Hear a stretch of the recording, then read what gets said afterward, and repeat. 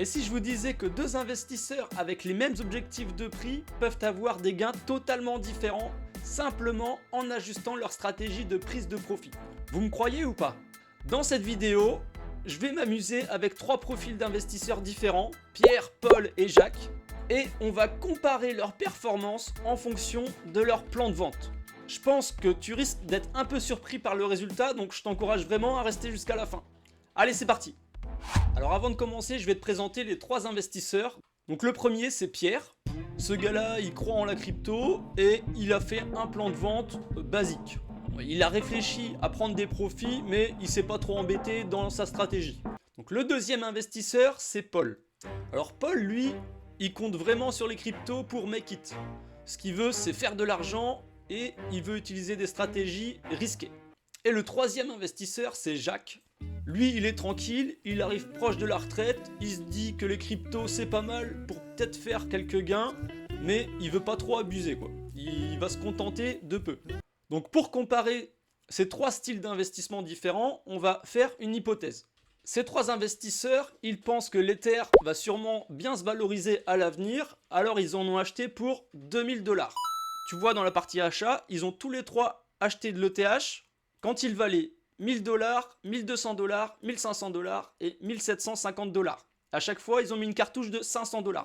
Donc ils ont acheté tout ça, on a validé les achats, ça leur fait 1,5 Ether pour un prix moyen d'achat à 1316 $. Ensuite, ces trois investisseurs, ils ont mis les mêmes paliers de vente. C'est-à-dire qu'ils ont prévu de vendre quand l'Ether il sera à 2500 $, à 5000 $, à 7500 $ et à 10 000 $. Nous, ce qui va nous intéresser, ça va être le pourcentage de distribution. Alors, qu'est-ce que c'est? Tu vois, par exemple, Pierre, ici, il a défini que quand l'Ether il sera à 2500 $, eh bien, il va vendre 25% de son bag.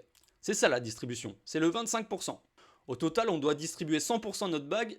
Et Pierre, tu vois, lui, il est un petit investisseur sans trop réfléchir. Il a mis en distribution 25% à chaque fois.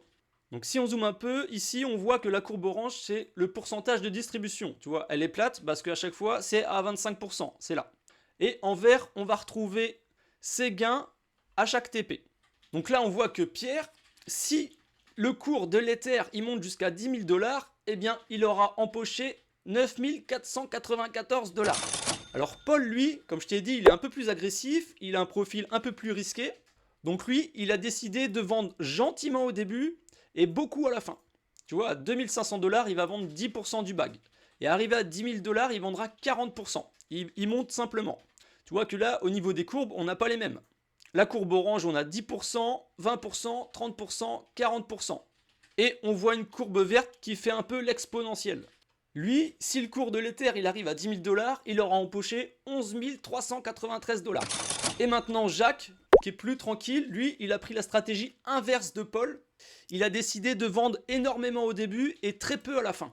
Il démarre avec 40% de distribution au premier TP et il ne vend plus que 10% au TP de 10 000 $. On voit bien ici que la courbe de distribution, elle est inversée et que sa prise de profit, elle est plus linéaire. Jacques, lui, il va empocher 7 595 $ si l'Ether va à 10 000 $. Alors, moi, j'ai une question à te poser. J'aimerais bien que tu me dises, avant de continuer la vidéo, quel profil te correspond le plus et à ton avis, quel est le profil le plus efficient?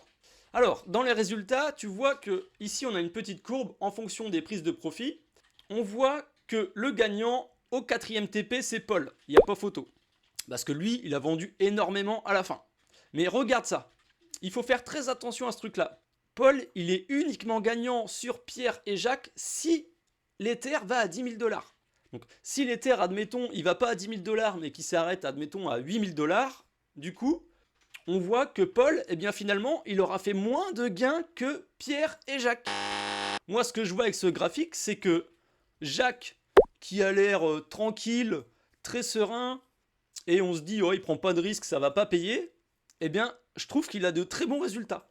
Regarde, Jacques est toujours devant les autres. Que l'Ether il soit à 2500 $, à 5000 $ ou à 7500 $, il aura pris plus de profit que les autres.